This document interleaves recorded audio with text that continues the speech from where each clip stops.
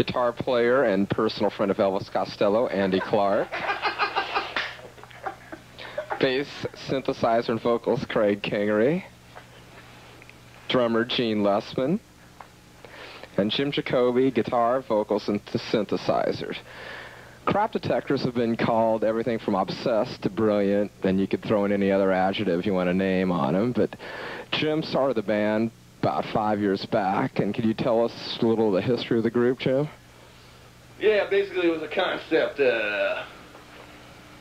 we did, and the concept was of that the media in itself would direct and control most people into doing what they are doing, which is a pretty obvious fact considering that punk and new wave is so fashionable now that you have a band that would sound like, let's say, a hippie band, but when you look at them, they wear black leather and they have blue hair. And so that's, you know, definitely where the beginning came. And I did most of the stuff myself at first. I did it for this for the second 45 after the first album, and then Craig and another drummer joined in the band. We did another album. And after that, we went through a successions of other records and an EP and this and that, and people dropped out. A lot of people dropped out, and these are the people that are in here now. Personal friends, you know. Just hired buddies, you know. Craig, could you tell us a little bit about how the Crap Detectors go about putting together a song to record? Well, yeah, that's really a great thing about the band is that almost all the time Jim comes in, you know, 99.9% of the time, Jim comes in with an idea. He's been working on it, and he's got this raw idea, and he just sets it down, and then the whole band, all of us, get a shot at it. So it comes in, here we have the lyrics, we have the basic chord changes, now what do we go from here? And we usually key on a word like a style or a concept. A lot of times concept is really important, what the words are meaning, what you want to give to the audience.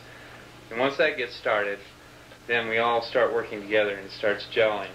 And we go through that song over a period of months. Well, we play it live in front of people, we see how they respond to it, we get new ideas, and eventually it starts snowballing almost.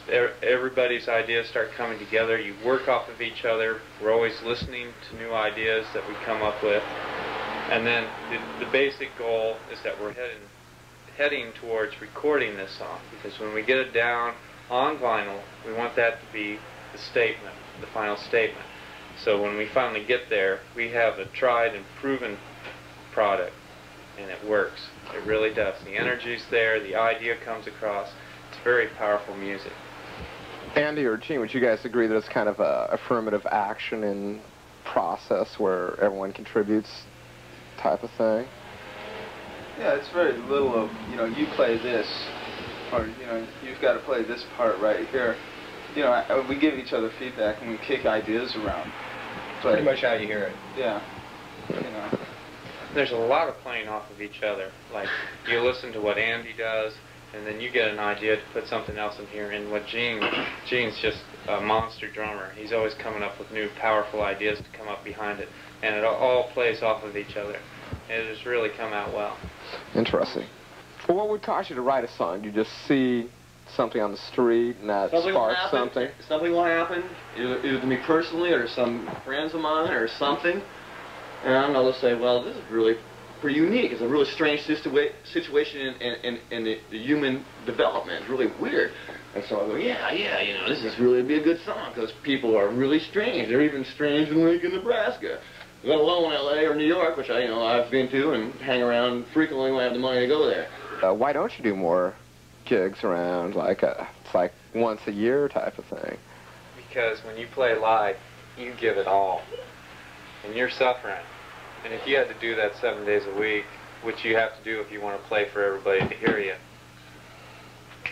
you're going to get torn apart, especially at the rate we go. We give it all, and there's just no way to do it continuously. Well, I did notice that you did one of these Nuclear Freeze gigs, and that was because you guys are behind it pretty much politically. We all want to live. Okay. We all want to live. We'll survive a nuclear war, you know. News about imminent destruction.